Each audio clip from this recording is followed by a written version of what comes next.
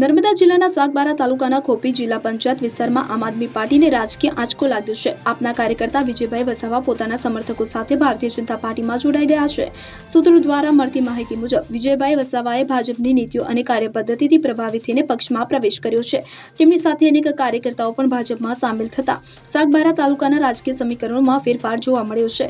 ભાજપના સ્થાનિક આગેવાનોએ વિજયભાઈ વસાવાને તેમના સમર્થકોનું સ્વાગત કર્યું હતું। આગામી સ્થાનિક સ્વરાજ્યની ચૂંટણીઓને ધ્યાનમાં રાખીને આ જોડાણને અત્યંત મહત્વપૂર્ણ માનવામાં આવી રહ્યું છે।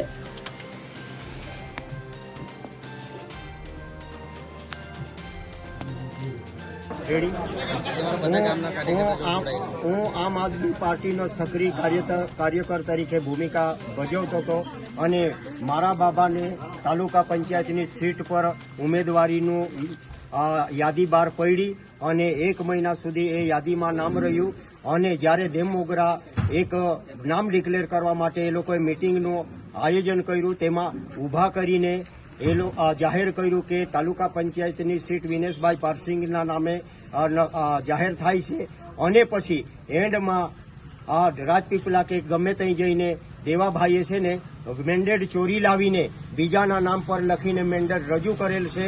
એથી અમે અમારા સમર્થકો અને અમારા આખા ગામના જે કાર્યકરો અને આગેવાનો સાથે બીજેપી પાર્ટીમાં વિધિવત રીતે જોડાઈએ છીએ। એ સાથે હું મારા વક્તવ્યને પૂર્ણ કરું છું। જય હિન્દ, જય ભારત।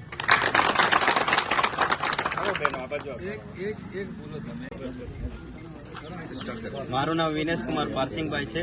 મને આમ આદમી પાર્ટીએ તાલુકા પંચાયત પર સીટ આપેલી, એનું દિલ્હીથી ટિકિટ આવેલી। 1 મહિના સુધી મને રખડાવી ફર્યા, પછી એન્ડિંગના સમયમાં મને કીધું કે તારું મેન્ડેટ નથી આવ્યું એમ કરી મારે જોડે છેતરપિંડી કરેલી છે। આવી રીતે આ ભારતીય જનતા પાર્ટીએ મને સહકાર આપ્યો છે આમ આદમીને। આમ આદમીની કિંમત ભારતીય જનતા પાર્ટી જાણે છે। આ છે ને આમ આદમી પાર્ટીના જે મતદારો છે એ લોકો છે ને છેતરપિંડી કરે છે। આવી રીતે લોકોને છે ને જૂઠું બોલીને છે ને ફસાવાના કામ કરે છે। કારણ કે આજે મારી જોડે થયું છે, કાલ તમારા છોકરાઓને તમારા જોડે બી થશે। એના માટે સાવચેત રહો અને બીજેપી પાર્ટી જોડે આવી જાઓ, એ જ અમારી અપેક્ષા છે।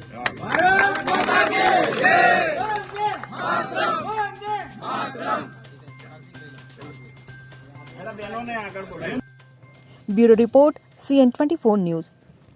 હવે જુઓ દેશ દુનિયાની તમામ ખબરો તમારી આંગળીના ટેરવે। ઉઠાવો મોબાઈલ અને Google Play Store પરથી ડાઉનલોડ કરો અમારી CN24 ન્યૂઝ મોબાઈલ એપ।